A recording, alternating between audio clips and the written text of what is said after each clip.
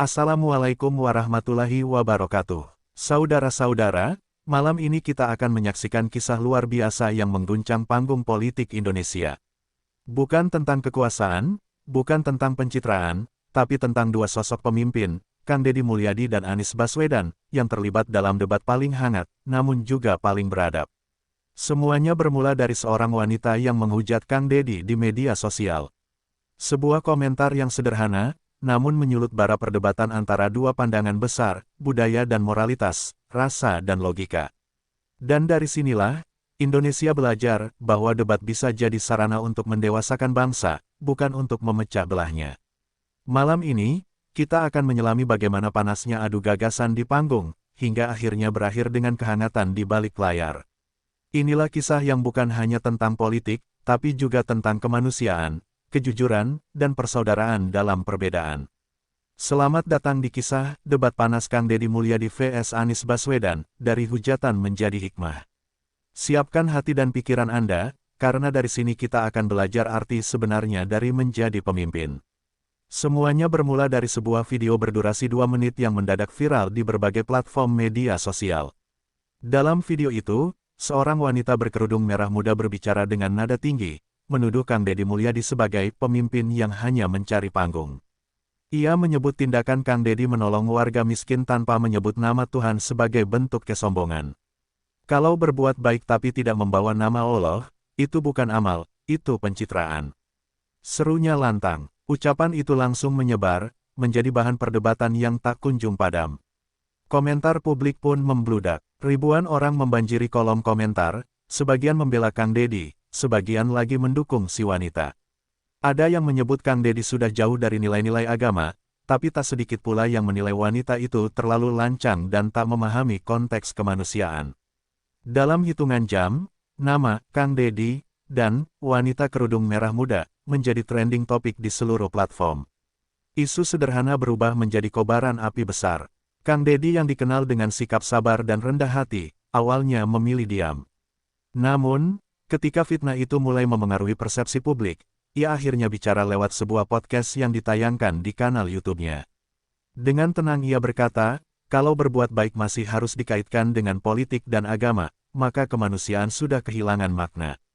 Kalimat itu sederhana, tapi menggetarkan. Dalam waktu singkat, potongan video pernyataannya tersebar ke seluruh penjuru dunia maya. Namun, bukan hanya masyarakat awam yang menanggapi. Sejumlah tokoh politik dan pemuka agama mulai angkat bicara. Ada yang memuji pernyataan Deddy sebagai bentuk kebijaksanaan modern, tapi ada pula yang menilai ucapannya bisa menyinggung sensitivitas umat beragama.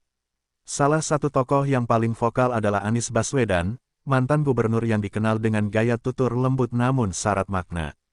Dalam sebuah wawancara, Anies mengatakan, nilai religius bukan sekadar pelengkap, tapi fondasi dari setiap tindakan sosial. Pernyataan Anies itu menjadi bahan bakar baru dalam kobaran perdebatan. Media mulai mengaitkan keduanya, Deddy dengan pendekatan budaya dan kemanusiaannya, serta Anies dengan idealisme religius yang kuat. Dua tokoh dengan karakter berbeda kini seolah diposisikan berseberangan, meski keduanya sama-sama dikenal santun. Publik pun terbelah, sebagian menyebut Deddy mewakili rakyat kecil, sementara sebagian lain menilai Anies adalah penjaga nilai spiritual bangsa. Sementara itu, wanita yang menjadi sumber awal perdebatan justru mulai gelisah. Ia tak menyangka ucapannya akan berbuntut sejauh ini. Di rumahnya, ia menangis ketika diwawancarai oleh salah satu media. Saya cuma mengeluarkan unek-unek, katanya dengan suara lirih. Tapi nasi sudah menjadi bubur. Satu video yang diunggah tanpa pikir panjang kini berubah menjadi topik nasional yang melibatkan dua tokoh besar negeri. Dan begitulah, dari satu ucapan lahirlah perdebatan panjang antara dua pemimpin yang sama-sama disegani. Bukan sekadar tentang siapa yang benar atau salah, tapi tentang arah moral bangsa ini, apakah kebaikan cukup dilihat dari tindakan manusia, atau harus selalu diikat oleh kata dan simbol keagamaan. Api kecil di dunia maya kini membesar, dan bangsa pun bersiap menyaksikan duel pemikiran yang tak terelakkan, Deddy Mulyadi versus Anies Baswedan. Setelah seminggu penuh dunia maya dipenuhi perdebatan antara pendukung Deddy dan Anies, media nasional mulai mencium peluang besar. Mereka tahu, setiap kali dua nama itu disandingkan dalam satu topik, rating berita melonjak.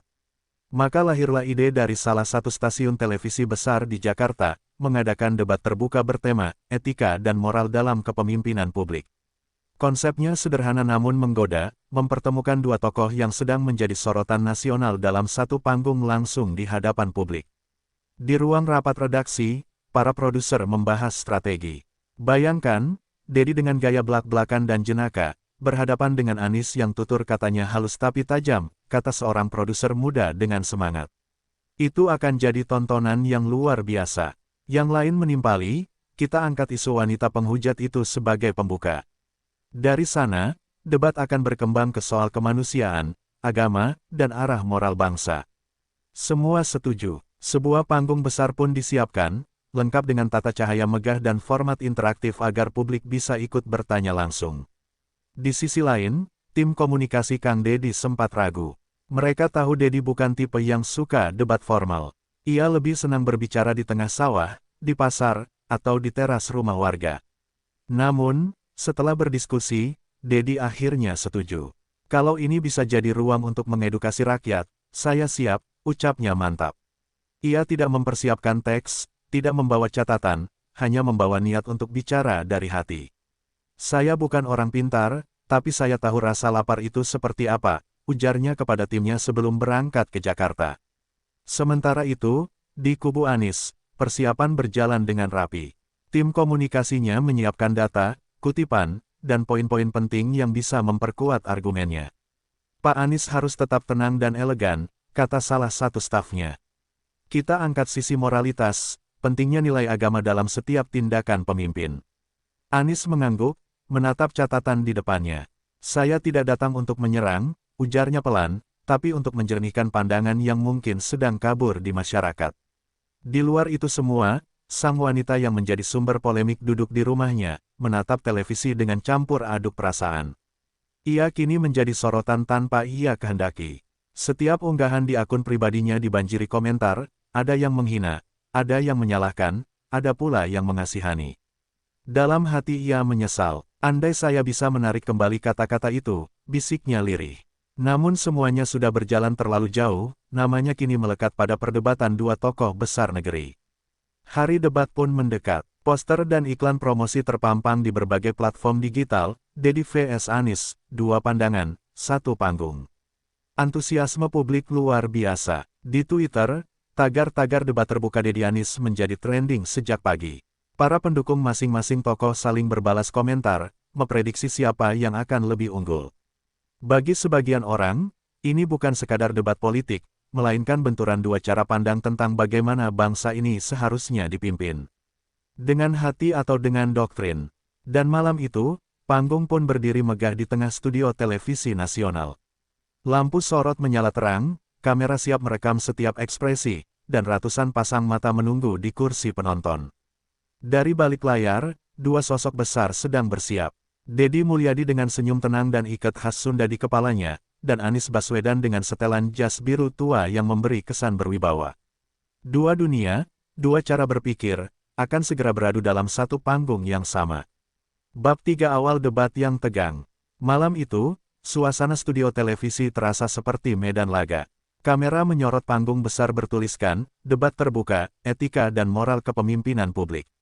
Penonton memenuhi kursi, mulai dari akademisi, mahasiswa, tokoh agama, hingga warga biasa.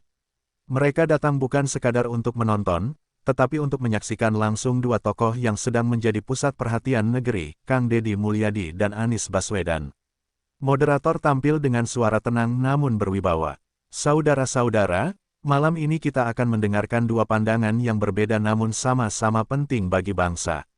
Debat ini bukan untuk mencari siapa yang benar, tapi untuk mencari kebenaran. Penonton bertepuk tangan, tapi sorak itu terasa penuh ketegangan. Semua tahu, pertemuan Dedi dan Anies bukan debat biasa. Ini adalah pertemuan dua filosofi hidup, kemanusiaan dan religiusitas, yang kerap disalahpahami satu sama lain.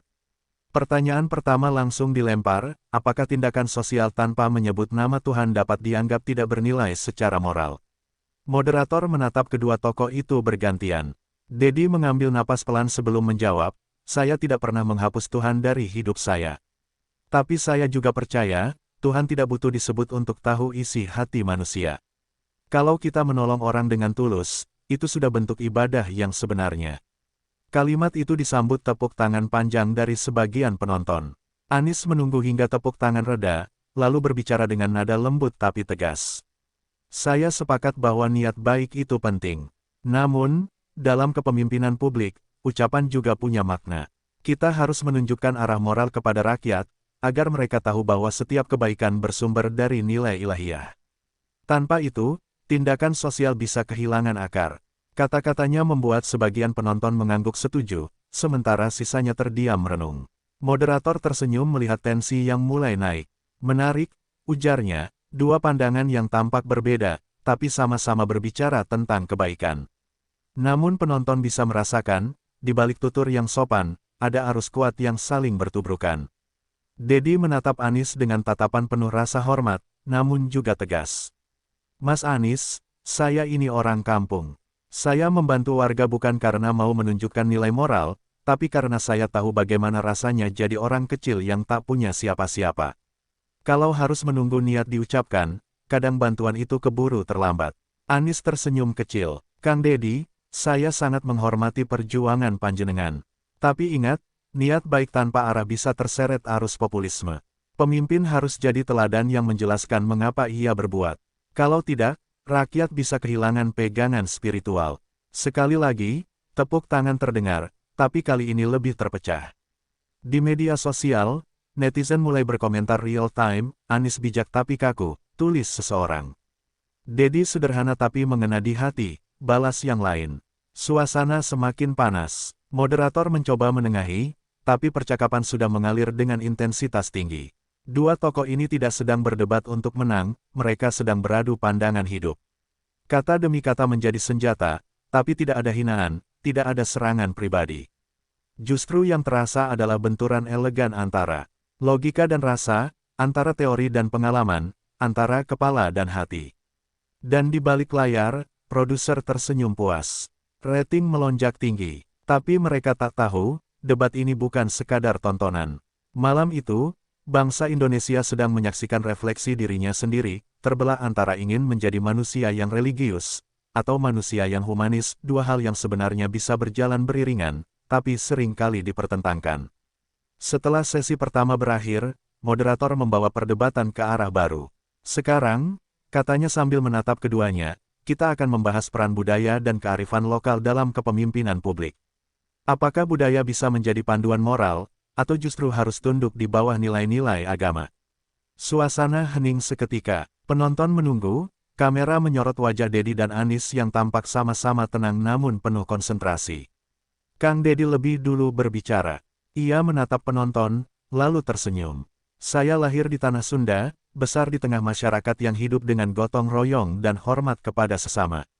Dalam budaya kami, menyapa tetangga, menolong orang jatuh, menutup aib orang lain, itu bagian dari iman, meski tak diucapkan dengan dalil. Budaya itu lahir dari rasa, bukan dari hafalan. Dan saya yakin, Tuhan pun hadir di sana. Tepuk tangan riuh langsung terdengar. Ucapannya menghangatkan suasana yang sempat tegang. Anies menatap Dedi dengan senyum menghargai, lalu membalas dengan tutur terukur. Saya sangat setuju, Kang Dedi. Budaya memang menyimpan nilai luhur. Tapi nilai itu harus terus dipandu oleh wahyu, supaya tidak melenceng dari kebenaran. Budaya bisa berubah sesuai zaman, tapi nilai ilahi tetap abadi. Pemimpin harus memastikan agar budaya tidak menggeser posisi agama sebagai kompas utama. Nada suaranya lembut, namun berisi. Ia berbicara seperti seorang dosen yang sedang menjelaskan makna mendalam di balik peradaban. Dedi mengangguk, lalu menjawab dengan santai tapi tajam. Mas Anies, saya paham maksudnya. Tapi saya juga percaya, Tuhan menitipkan kebijaksanaan kepada setiap suku dan adat. Kalau kita terlalu memandang rendah budaya, nanti masyarakat merasa jauh dari Tuhannya sendiri. Padahal di desa-desa, kebaikan itu sering muncul bukan karena mereka mengerti kitab, tapi karena mereka mengerti rasa. Kata, rasa, diucapkannya dengan tekanan halus, membuat penonton terdiam sejenak. Debat pun berubah dari adu pendapat menjadi duel filosofi. Anies menekankan nilai normatif, Dedi menonjolkan nilai empatik. Dua sisi mata uang yang sama, tapi saling melengkapi dan bertolak belakang dalam waktu bersamaan. Moderator bahkan beberapa kali harus menahan senyum kagum. Ini debat paling elegan yang pernah saya pandu, katanya dalam hati. Kamera menyorot wajah penonton yang tampak serius, bahkan beberapa terlihat meneteskan air mata, tersentuh oleh kedalaman makna yang terungkap di panggung itu. Di luar studio, jagat maya kembali gempar. Potongan video ucapan Dedi tentang "Tuhan hadir dalam rasa" viral di TikTok, disandingkan dengan kutipan Anies, "Budaya tanpa wahyu bisa kehilangan arah." Dua kalimat itu menjadi bahan diskusi publik sepanjang malam. Para ustaz, budayawan, bahkan influencer politik ikut menanggapi. Ada yang menyebut perdebatan itu sebagai dialog peradaban, sementara yang lain menilainya sebagai pertarungan identitas politik menjelang masa depan bangsa. Ketika sesi hampir usai, moderator menutup dengan kalimat reflektif, "Mungkin inilah keindahan Indonesia, sebuah negeri yang hidup di antara nilai ilahi dan kearifan lokal." Dua kekuatan yang jika dipadukan, bisa menjadi fondasi besar bagi kemajuan bangsa. Dedi dan Anies saling tersenyum dan berjabat tangan. Sorak penonton menggema, bukan karena ada pemenang, tapi karena mereka baru saja menyaksikan dua tokoh berbicara dengan cara yang sudah jarang terlihat, dengan kepala yang dingin, dan hati yang terbuka. Namun di balik tepuk tangan itu, benih-benih perdebatan baru mulai tumbuh. Sebagian penonton menilai Dedi terlalu bebas, sebagian lain menuduh Anies terlalu kaku. Perbedaan pandangan kembali menggema di dunia maya. Dan tanpa disadari, malam itu bukan akhir dari debat, melainkan awal dari benturan yang jauh lebih dalam, benturan antara cara memimpin dengan hati, dan cara memimpin dengan keyakinan. Ketegangan debat mulai menurun, hingga moderator tiba-tiba berkata dengan nada misterius, "Sebelum kita lanjut, kami punya sesuatu yang ingin ditunjukkan." Lampu studio diredupkan, dan layar besar di belakang panggung menampilkan video pendek. Semua mata tertuju ke layar, dan muncul wajah wanita yang menjadi sumber awal perdebatan besar ini. Ia berbicara dengan suara pelan, tak lagi lantang seperti dulu. "Saya dulu marah, saya merasa tindakan Kang Dedi hanya pencitraan. Tapi setelah saya melihat perjuangan beliau lebih dekat, mungkin saya salah menilai. Saya hanya ingin pemimpin yang membawa nilai agama, tapi mungkin saya mengatakannya dengan cara yang salah." Suasana studio berubah hening. Tak ada tepuk tangan, tak ada sorak, hanya keheningan yang menggantung di udara. Kang Dedi menundukkan kepala, seolah merenungkan ucapan wanita itu. Lalu dengan suara lembut ia berkata, "Saya tidak pernah marah pada ibu itu. Justru saya berterima kasih, karena lewat ucapannya, saya belajar untuk tidak mudah tersinggung. Kritik itu cermin, dan cermin tak pernah berdosa." Kata-kata itu langsung disambut tepuk tangan meriah, bahkan beberapa penonton tampak terharu. Anies menatap Dedi dengan penuh hormat. Ia pun menambahkan, "Begitulah seharusnya pemimpin. Menerima kritik tanpa membenci, tapi juga mengarahkan agar kritik tidak berubah jadi fitnah. Karena kebebasan bicara harus diimbangi dengan tanggung jawab moral." Kalimat itu terdengar seperti nasihat, bukan serangan. Dan untuk sesaat, dua tokoh itu seakan berbicara dengan nada yang sama, berbeda isi, tapi satu tujuan. Namun, efek video itu tak berhenti di situ. Di media sosial, wajah wanita itu kembali viral, tapi kali ini dengan narasi berbeda. Banyak yang menyebutnya sebagai pahlawan demokrasi, simbol keberanian rakyat biasa yang bisa berbicara kepada penguasa. Tapi tak sedikit pula yang menilainya sebagai biang keladi yang memperkeruh keadaan. Dalam semalam, ia berubah menjadi ikon yang disanjung dan dihujat dalam waktu bersamaan. Sementara itu, di balik layar, wanita itu sebenarnya tidak ingin kembali viral. Ia hanya ingin menebus kesalahannya. Dalam sebuah wawancara yang tidak tayang di televisi, ia berkata dengan mata berkaca-kaca, "Saya melihat anak saya menangis saat orang-orang menghina saya di internet. Saya tidak kuat, saya hanya ingin meminta maaf." Tapi dunia maya tak kenal belas kasihan. Di balik layar komputer, jutaan jari terus menulis komentar, menghakimi, menertawakan, dan menafsirkan kata-katanya sesuka hati. Kang Dedi tahu hal itu. Setelah debat usai, ia meminta timnya menghubungi wanita tersebut. "Saya ingin menemui dia langsung," katanya singkat. Bagi Dedi, urusan ini belum selesai. Ia merasa ada luka sosial yang harus disembuhkan, bukan dengan pidato, tapi dengan tatapan mata dan jabat tangan. Ketika seseorang berani meminta maaf, pemimpin sejati harus berani memaafkan. Anies mendengar kabar itu dan tersenyum. Itulah Dedi, katanya kepada timnya. Ia memimpin dengan rasa, dan disitulah kekuatannya. Meski mereka berbeda pandangan, Anies tahu bahwa Dedi memiliki kelebihan yang jarang dimiliki politisi lain, kemampuan untuk memanusiakan manusia. Dan di balik semua kontroversi yang melingkupi debat itu, justru muncul satu pelajaran besar, bahwa bahkan dari hujatan, bisa lahir keikhlasan. Debat antara Kang Deddy Mulyadi dan Anies Baswedan berakhir dengan jabat tangan hangat, namun riaknya justru semakin membesar di luar panggung. Begitu acara selesai, media sosial meledak seperti lautan api. Potongan video dari berbagai segmen debat menyebar di TikTok, X, dan YouTube. Setiap akun menampilkan versi mereka sendiri, ada yang menyoroti kebijaksanaan Deddy, ada yang memuji keanggunan argumen Anies, dan ada pula yang sengaja memotong bagian tertentu untuk memancing emosi publik. Dunia maya pun berubah menjadi medan tempur opini. Pendukung Deddy menganggap bahwa sosoknya adalah simbol pemimpin rakyat yang membumi, berbicara dengan hati, bukan teks. Kang Deddy ngajarin kita bahwa menolong nggak perlu banyak ngomong, cukup dilakukan, tulis seseorang di Twitter. Di sisi lain, para pendukung Anies mengangkat tagar-tagar pemimpin dengan nilai, memuji kecerdasan dan ketenangan mantan gubernur itu dalam menjaga arah debat. Mas Anies tidak menyerang, tapi menuntun. Itulah pemimpin sejati, tulis yang lain. Dua kubu seakan mencerminkan dua wajah bangsa, yang satu mengandalkan rasa, yang lain mengandalkan prinsip. Media massa pun tak mau kalah. Headline berita menghiasi halaman depan koran dan portal daring, pertarungan elegan dua tokoh nasional, debat Deddy vs Anies jadi cermin kepemimpinan Indonesia, hingga wanita penghujat kini jadi simbol demokrasi. Dalam talkshow politik, para pengamat beradu argumen. Ada yang menyebut Deddy sebagai pemimpin moral rakyat kecil, ada pula yang menilai Anies sebagai penjaga marwah nilai religius.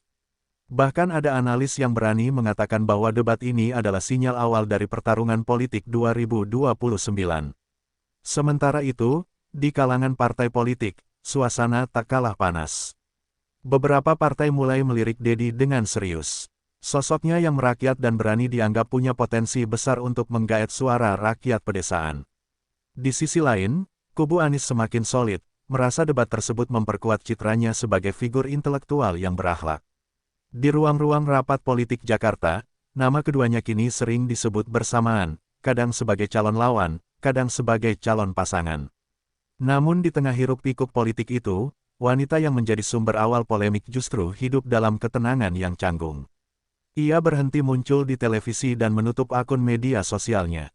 Dalam kesendiriannya, ia merasa menyesal sekaligus lega. Ia tak menyangka, satu video yang diunggah tanpa rencana bisa mengguncang panggung politik nasional. Tapi dalam hatinya, ia juga sadar, mungkin inilah cara Tuhan mempertemukannya dengan dua sosok besar yang mewakili dua sisi kehidupan, akal dan rasa, agama dan budaya. Kang Deddy, setelah pulang dari debat, memilih turun langsung ke masyarakat. Ia kembali ke Pasundan, ke desa-desa yang sudah lama menantinya. Di sana ia bercengkrama dengan petani, membantu memperbaiki jembatan, dan berbicara tanpa kamera.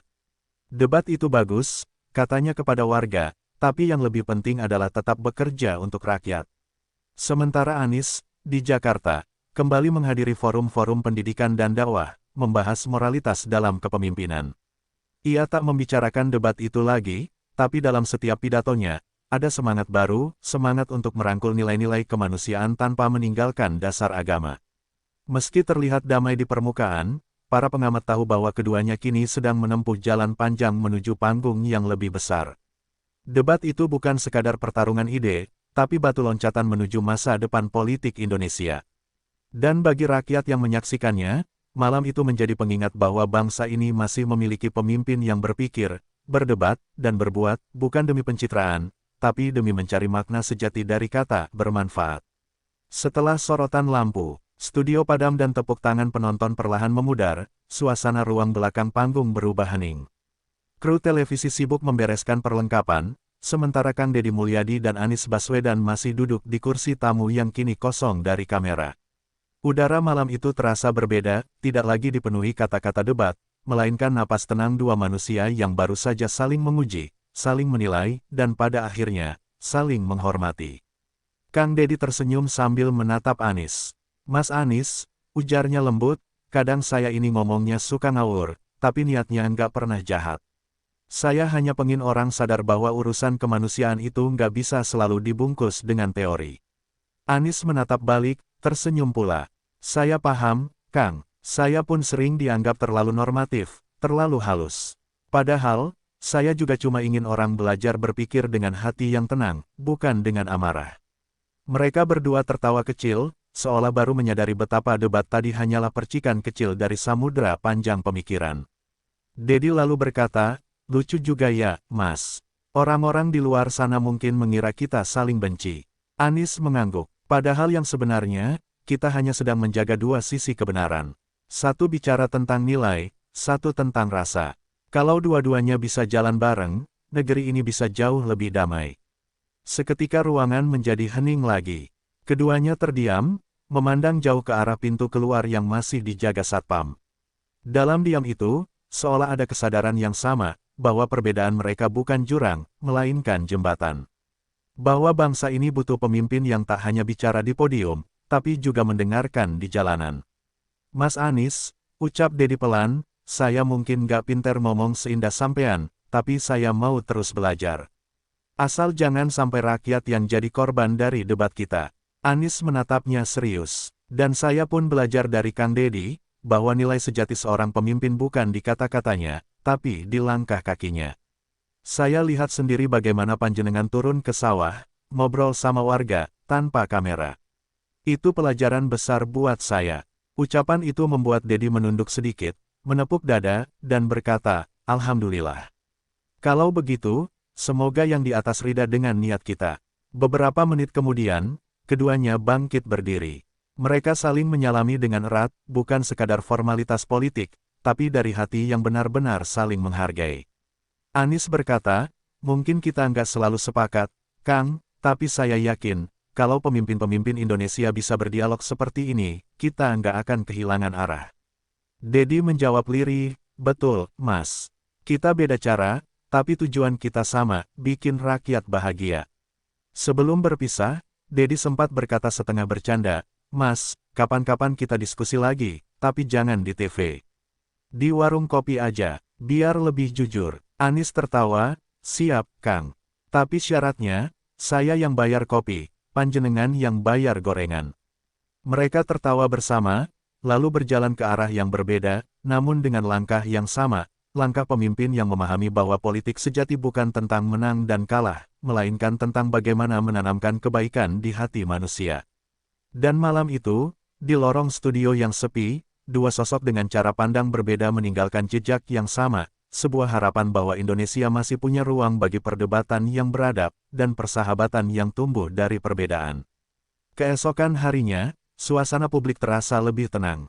Setelah semalam dunia maya dipenuhi perdebatan sengit antara pendukung Kang Deddy Mulyadi dan Anies Baswedan, pagi itu mulai muncul sesuatu yang baru, suasana saling menghormati. Banyak warga yang sebelumnya saling menyerang kini justru mengunggah kutipan dari kedua tokoh tersebut, terutama bagian di mana Deddy dan Anies saling memuji dan berjabat tangan. Sebuah kehangatan mulai mengalir di tengah hiruk-pikuk politik yang biasanya keras dan penuh kebencian. Salah satu video paling viral pagi itu menampilkan momen di balik panggung, ketika Deddy dan Anies tertawa bersama. Potongan itu diberi judul oleh seorang warganet, inilah politik sejati, debat di panggung, damai di hati. Video itu ditonton jutaan kali hanya dalam beberapa jam, bahkan dijadikan bahan renungan oleh para pengamat politik dan tokoh masyarakat. Banyak yang menilai bahwa inilah contoh kedewasaan yang seharusnya ditiru para politisi, berdebat dengan gagasan, bukan dengan dendam. Wanita yang dulu menjadi sumber masalah pun muncul kembali melalui sebuah video pendek. Ia menundukkan kepala dan berbicara pelan, saya tidak menyangka satu kata kasar saya bisa memicu debat sebesar ini. Tapi setelah melihat cara Kang Deddy dan Pak Anies menyikapi, saya belajar, menghormati orang lain tidak membuat kita kalah, justru membuat kita lebih manusiawi. Video itu disambut haru. Komentar-komentar penuh kebencian yang dulu memenuhi unggahan lamanya kini berganti dengan kalimat dukungan dan doa. Di berbagai daerah, masyarakat mulai mengadakan diskusi kecil bertajuk debat bermartabat. Para pemuda di kampus, guru di sekolah, bahkan tokoh desa ikut mencontoh sikap kedua tokoh itu. Kalau pemimpin bisa berdebat tanpa saling menghina, masa kita yang rakyat malah ribut terus. Ujar seorang petani di Subang sambil tersenyum bangga. Di Jakarta, seorang ustaz dalam khutbah Jumatnya berkata, debat yang disertai niat baik adalah amal, bukan permusuhan. Sementara itu, Dedi kembali ke lapangan, menyambangi masyarakat yang sedang kerja bakti membangun jembatan kecil di kampung. Ia membantu mengangkat semen dan menanam pohon di tepi sungai. Beginilah politik yang sebenarnya, ujarnya sambil tersenyum, politik yang bikin tangan kita kotor tapi hati kita bersih. Di tempat lain, Anies menghadiri forum mahasiswa dan berbicara tentang moralitas kepemimpinan. Ia menutup pidatonya dengan kalimat yang kemudian viral, Kang Dedi mengajarkan saya arti kesederhanaan, dan saya ingin meneruskan itu dalam kebijakan. Media pun sepakat menyebut peristiwa ini sebagai debat yang mendidik bangsa. Banyak tokoh menilai, ini bukan sekadar perbedaan dua gaya kepemimpinan, melainkan pertemuan dua nilai besar, akal dan rasa, iman dan kebijaksanaan. Dua sisi yang berbeda namun saling melengkapi, seperti dua tangan yang ketika bersatu bisa menegakkan sesuatu yang besar. Dan di akhir semuanya, masyarakat menyadari satu hal penting, politik tidak harus selalu tentang menjatuhkan. Politik bisa menjadi sarana untuk membangun, mendewasakan, dan menyatukan. Kang Dedi dan Anies telah memberi contoh bahwa dalam perbedaan ada keindahan, dalam debat ada hikmah, dan dalam hati yang tulus, selalu ada tempat bagi persaudaraan. Malam itu, di bawah langit Indonesia yang tenang, suara azan menggema dari berbagai penjuru. Kang Dedi di Subang, dan Anies di Jakarta, dua tokoh yang berbeda cara tapi sama niat, menundukkan kepala, berdoa dalam diam. Doa mereka mungkin sederhana, tapi maknanya dalam, semoga bangsa ini selalu dipimpin oleh orang yang berdebat dengan hati, bukan dengan nafsu. Sahabat semuanya, dari sebuah hujatan, ternyata bisa lahir pelajaran besar. Dari perdebatan yang panas, ternyata bisa tumbuh rasa hormat yang mendalam. Dan dari dua tokoh yang berbeda jalan, ternyata bisa terjalin satu tujuan. Menyatukan bangsa lewat gagasan dan keteladanan. Kang Dedi Mulyadi mengajarkan kita untuk berpikir dengan hati dan bekerja dengan tangan. Sementara Anies Baswedan mengingatkan kita untuk menjaga nilai dan berbicara dengan adab. Dua sosok, dua gaya, tapi satu semangat, membangun Indonesia dengan cara yang beradab. Hari ini kita belajar bahwa politik sejati bukan tentang siapa yang menang, melainkan tentang siapa yang mampu menebarkan manfaat dan menjaga persatuan. Karena dalam perbedaan, ada keindahan. Dalam debat, ada hikmah. Dan dalam hati yang tulus, selalu ada ruang untuk saling menghargai. Terima kasih sudah menonton kisah ini. Jangan lupa like, komen, dan share agar pesan kebaikan ini bisa sampai ke lebih banyak orang. Dan tentu saja, subscribe channel ini untuk kisah-kisah inspiratif berikutnya tentang perjuangan, moral, dan kemanusiaan. Sampai jumpa di cerita berikutnya. Wassalamualaikum warahmatullahi wabarakatuh.